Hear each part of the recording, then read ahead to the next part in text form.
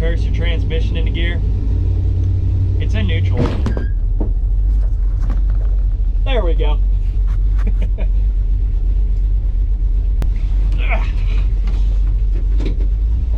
So, just made a deal on a car, currently leaving the dude's house. It's a 1974 Plymouth Scamp, supposedly. It's a VH23 car, so it's a higher trim package level, two-door hardtop. It's a C-code car, which the I'm not too awful up to date whenever it comes to your engine codes. I really only know G code for Chryslers, because the car I'm currently in is a G code car, 2-barrel 318. I know that earlier, like 68 model, for example, those cars, that was a 2-barrel 383 was a G code, but 71 they changed it. But anyway, this car is a C code car. Being 74, I believe the C code meant that it was a 225/6 from the factory, which is kind of justified by thinking because of the fact that this car seems to have had the engine mounts modified to get this big block in there. But big block this thing currently has, it is a 400 cubic inch engine. I can tell that because it is indeed a cast crank. It's got the balancer to prove it, with your little offset counterweight and everything. And well, I'm gonna made a deal with the guy, and he's gonna deliver it tomorrow, so we'll be seeing that. I don't know where y'all can see this, but yeah, 390 gears, 295 50/15s, 3400 trying to cruise down the highway, and I'm still slowing people down. Oh, the fun. It's kind of sugary though. I love this little car. It's the next day, and I'm now in my 72 Impala, heading back to the guy's place to go help him load up this car and just roll back and bring it back to my place. Fun stuff, I swear. So you'll notice a common theme here. You know, I'm driving my big old Lanyard Impala, but still, I'll show you this. I'm still at 3,200 RPM, trying to cruise down the highway, slowing everybody down. Yeah, this car's got 342s in it, and the transmission torque converter setup, yeah, it slips about 400 RPM, so I don't get full cruising speed. Though the speedo says I'm going 85 right now, that's impressive. And it's still set up for the 273s, because I never went and changed the speedo gears. Anyway, I'm gonna get back to jamming. See y'all when I get the car. Kind of hard to see in the camera, but there she is. All loaded up on his rollback and on our way back to my place. You know, from this end, it really just looks like it really looks like it needs to be an 80s car for some reason with those taillights. It's not very good looking. I don't know what Chrysler thought whenever they designed this rear end, but at the very least, with this being the, you know, VH23 car, it's got the cool roofline on it. I'd honestly prefer for, you know, a race car that it have the two-door sedan, but it's pretty cool. I kind of like this front end. A lot of people probably don't, but I dig it. It's got the 6-pack scoop, and for reasons you'll see later, yeah, there's a hole under there.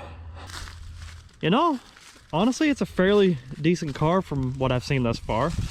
You know, it's interior's mostly gutted. Oh, I guess I got a free bucket in the deal. Forgot to give that back to him. It's got some gauges here. It's got a fancy ratchet shifter with it took me a minute to figure out how to use this. It's the what is it? The B&M Quicksilver. I never dealt with one of those. This seat, you know, this pad's junk, but hey, at the very least the seat fits me. I'm skinny enough to where this actually works, even though it's not exactly solid in there. It's not moving on the, you know, the seat mounts or anything. It's just that it's got tracks on it and they're loose. Don't know the best way to do that. It's got a seat belt. Just realized that it's actually still got this. Does it have? Yes it does. Fancy. They put a roll bar in this thing, but retain the stock seat belts. Funny stuff. Speaking of roll bar, I don't trust this thing at all. You can see here where they haphazardly welded on a door bar over here that's quite obviously missing. That door bar over there is barely holding on at the, you know, roll bar. And on the floor, it's not even present. The welding job in the roll bar itself is okay. It's bolted to the floor. I haven't crawled under to see what it's bolted to. You know, you can see there it's bolted. But whenever it goes into the trunk, yeah, that's got like one bolt holding it in per side. Yeah, I don't trust it at all. I see a couple things back there that I can knock out and save some weight. From the seams of it, that's glass. That's glass. It's all glass car. Windows still roll up and down. That's interesting.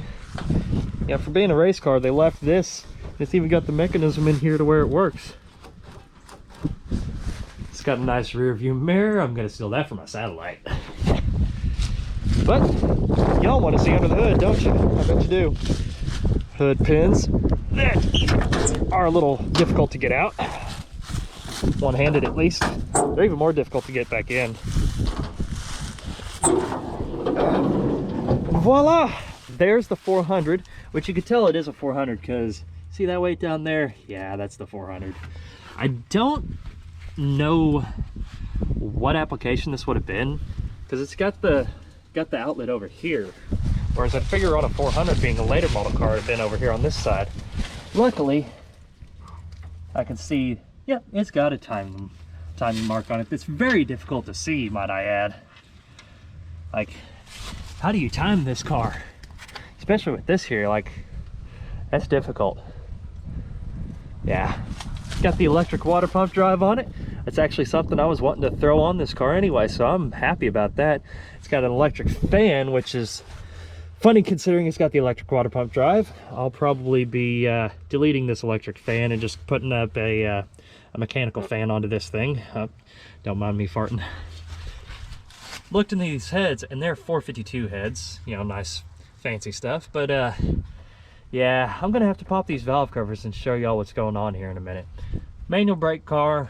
Looks like it's probably converted over from a power brake, as you can tell by the fact that it's got this late model master cylinder with the plastic reservoir and the adapter plate, but it is hooked up to the pedal at least. Don't know what half of this wiring is here. This right here is going to be temperature sender, and it's been chewed on. Yeah, I'll have to replace that. For a 400, I find it kind of funny. See that right there? It says 4777-6. What that means in, you know, Holley carburetor terms is that's only a 650 CFM, at the very least, you know, double pumper. Got an aftermarket kit here for your, you know, for my throttle cable. Hooked up to way the wrong spot. Chrysler's hooked up down here because of the pedal ratio. Right there's not going to work. I guarantee this thing has never had full throttle. On that though, you notice something's missing here. This is not a manual car, it's an automatic, so the fact that there is no kickdown kind of spooks me. Also, there has not been an air cleaner on this in who knows how long. Hole right there in the hood. Yeah, I bet this carburetor's junk. It does have nice fancy AN lines though. I haven't looked to see what kind of fuel pump it has yet, but given that it has this right here, I bet it's probably a Holley blue pump. The red pump, if I'm remembering correctly, is the one that's set up for carburetor PSI, whereas the red pump needs the regulator to work with the carburetor.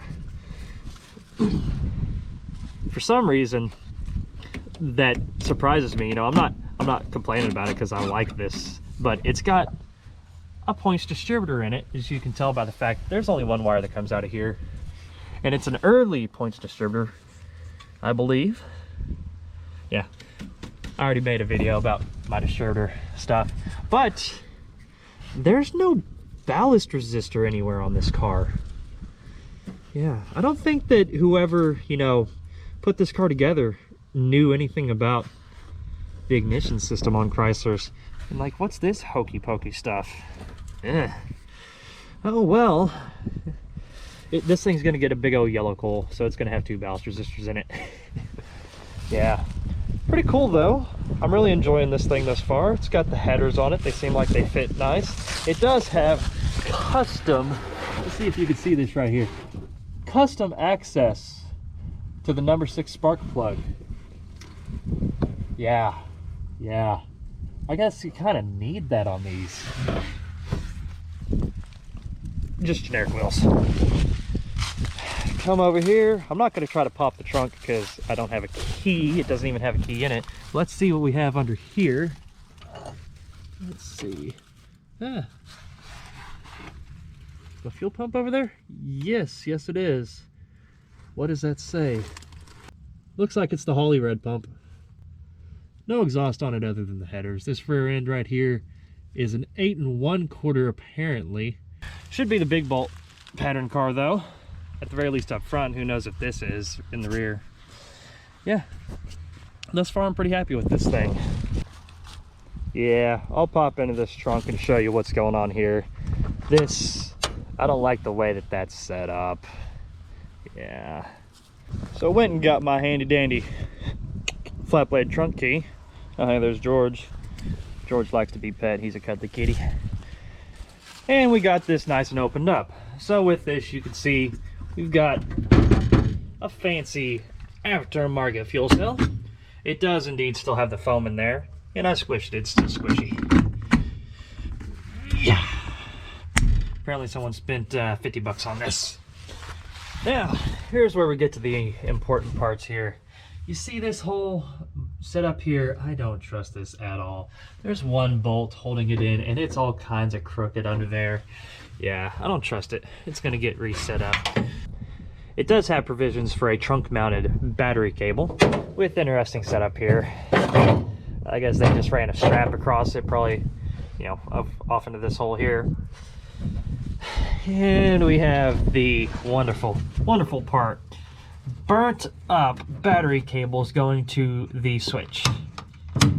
Like, first off, it's the power cables that they did this with. I don't understand why they used the power cable to, you know, hook up the disconnect to. I would use the ground.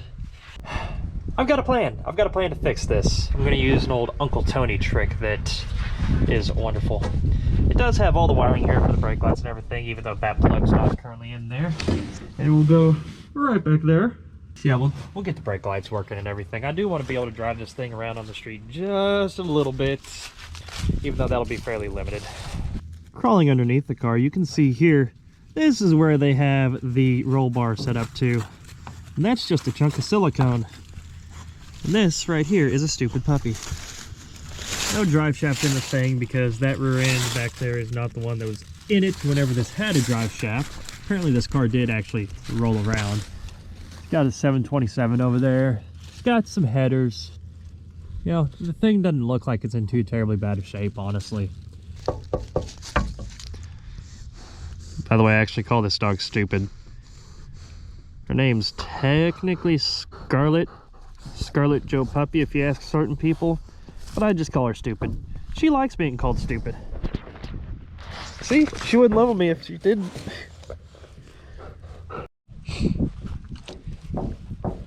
This is what you get when you lie down on the ground and you have animals. At the very least, Georgie Kitty doesn't maul me. Ah! So I decided to end the video here for one simple reason. I just want to get this uploaded today. Yeah, we'll get on to the engine stuff at a later date. Christmas is coming up. Maybe I'll make a Christmas video. For now, I hope y'all enjoyed. And, well, it's going to get slightly longer than that. Hopefully y'all actually watch it.